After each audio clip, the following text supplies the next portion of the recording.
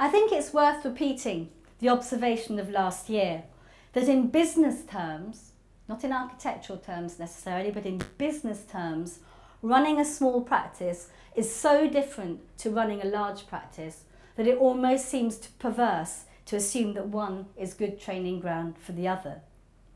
And yet, many of those who are running the smaller practices have a desire to break into the markets that are favoured by the larger scale practices.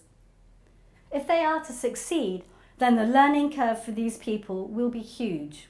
The architectural challenges will be new and stimulating, but it will be their ability to rise to the business challenge that will determine their long-term success. There is no right or wrong way to running an architectural business. Each practice is special and each is very different to its competitors.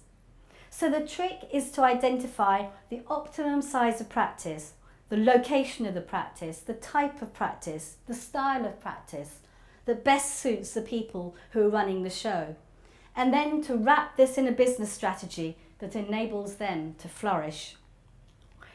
So it's therefore mildly frustrating to see that 60% of practices still do not have a business plan of any sort at all. Given the vagaries of the marketplace in which you're all working and the myriad of different business choices that you face, I really do feel that these practices are wandering somewhat aimlessly and missing a trick in the process. If there are aspirations for change, then it is important to recognise that simply being a good designer or a good project runner is unlikely to be enough.